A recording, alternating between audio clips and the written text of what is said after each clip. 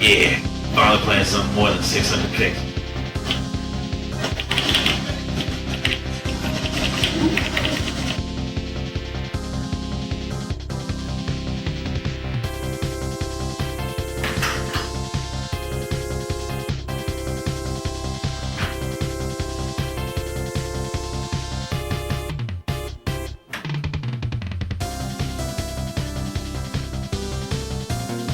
Hey, is that more than 600 pixels on the screen?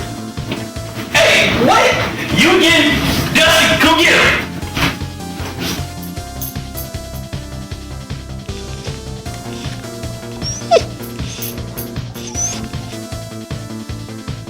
I guess he just doesn't have the burn in him. What burn? Burn? It's a fight. Now, there's no such thing as a video game platform that doesn't have a side-scrolling beat-em-up game. And today, we have Burn and Fight. Now, we all know back in the day, the Super Nintendo had Final Fight, Streets of Rage was on the Genesis, and the Neo Geo had Burn and Fight. Not many people own a Neo Geo, though, because it was very expensive. I mean, it's still expensive today. I mean, it costs about as much as a used car, so that's probably why a lot of people don't know about this game. And today, you're actually going to see a rare opportunity because we're actually going to play this game and give it a try to go all the way through. But we're not going to play it on the old Neo Geo platform. We're going to play it on the PlayStation 2 on the collection that I own. But, you know, it's actually not that bad of a game. It is very frustrating. And honestly, with this game back in the day, it was like Grand Theft Auto was. This is probably the closest thing to Grand Theft Auto. I mean, it's really you just walking around beating up stuff. Back in the day, that was my genre. Like, this is what I wanted to play. Ninja Turtles, you know, just the fact of walking around and beating up people and stuff like that. This is I think this is my genre of games back in the 90s for sure. Yeah, definitely. But anyway, we're going to take you back to the early 90s and get ready to see Burn and Fight. Okay, it's pretty cool how each character has their own bio chart. That was a constant thing I remember on older beat 'em up games, but it wasn't really consistent. It even allows you to see their sun sign.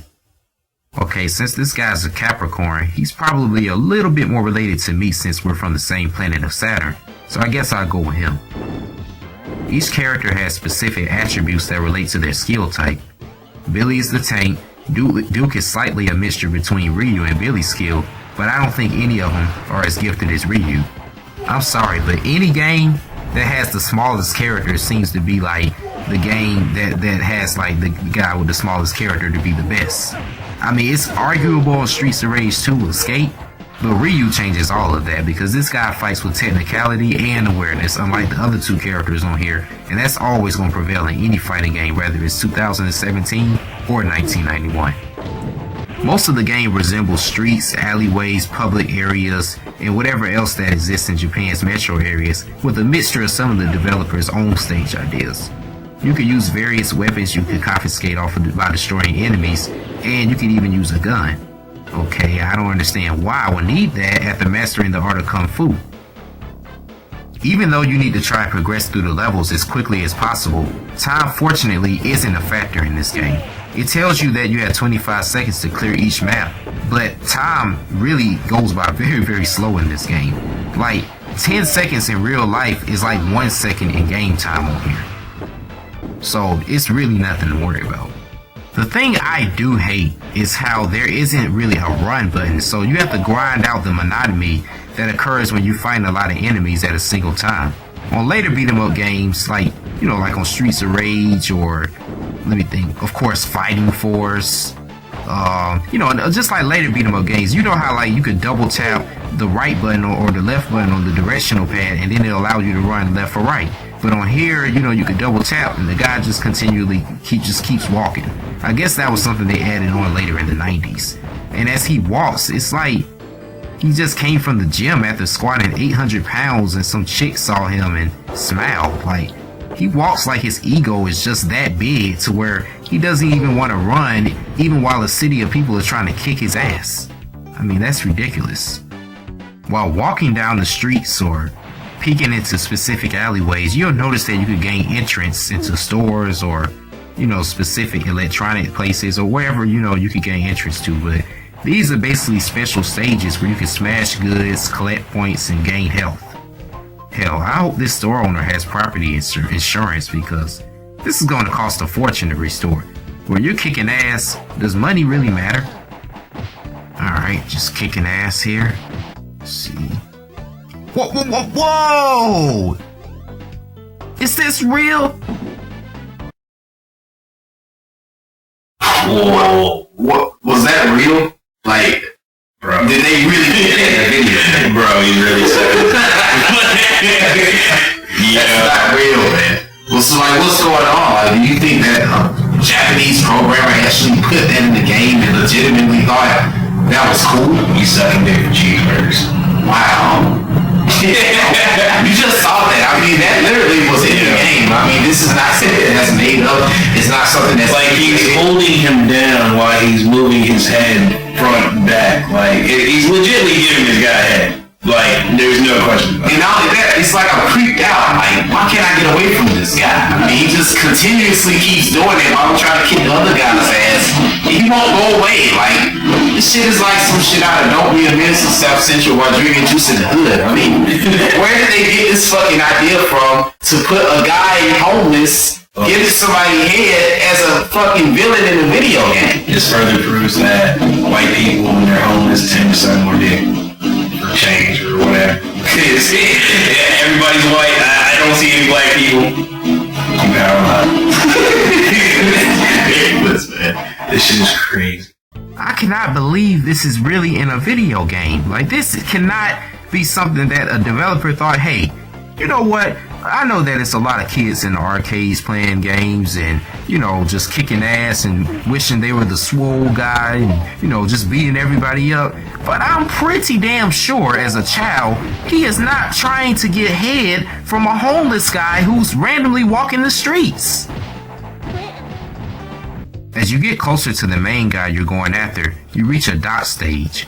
For some reason, it seems like near a river basin or an ocean harbor somewhere, it's always some illegal activity going on. I mean, we saw it in the Naked Gun, Rumble in the Bronx, and now this. This is one of the longer stages in the game, and your most annoying enemy are these damn thugs who like to attack you on dirt bikes slinging crowbars. Ah, fuck. This is pretty cool. Then you have this sneaky fuck who fires a 50 caliber bullet at you from a helicopter. Damn, maybe I need that 44.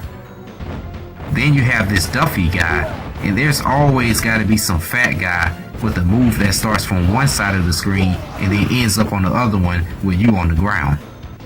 The boss looks like a 19th century riverboat gambler who I guess got pissed off at the world and then decided to take over Japan.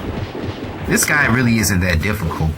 Like every boss like every last boss in most beat 'em up games, he's gonna have a gun while you use your fist and hand. So the best idea is to try to at least kick his ass in a way where you're not too far away from him, so that way the long range projectile from the bullets won't hit you and you can kind of, you know, attack him when you're close by.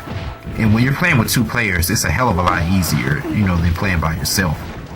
But once again, he's not really that difficult. He's going to have a bunch of enemies coming in as you fight them at one time. But as long as you stick to it, you know, you stay consistent with your moves and attacks, then you'll win. And that's basically the end of Burning Fight.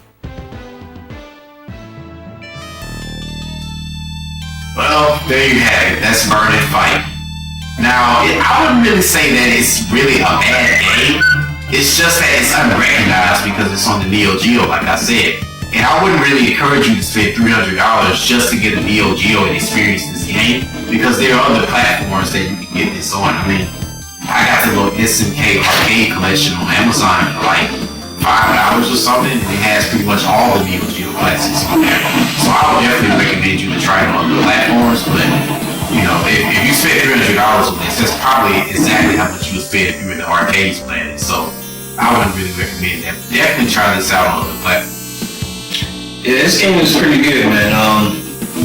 Like I said, I'm really back in the 90s. This was something I love to play for sure. This is a game I would play, only on PlayStation 2. I wouldn't play on anything else. It's not worth the quarters. It's not. It's not worth the money whatsoever. But yeah, this game was pretty good though. I mean, how would you compare this to Streets of Rage though? Because as I was playing it, I felt like that I wanted to play Streets of Rage. Yeah, I mean, it's just like, man, it's like comparing Nike to Adidas. Yeah. Now, I mean, everybody knows Nike, so of course Streets of Rage is going to definitely pop in first. But I mean, just even with the mechanics of the game, because sometimes like it didn't really feel as fluid when you were punching and kicking. And it seemed like when you were fighting some of the bosses, it was almost impossible to stop. Like Hulk Hogan and Randy Savage guy, like it seemed like when they would go like off the screen and they would attack you again, it would get very hard to actually hit them because of the fluidity of the control. That's why to kill those guys, man.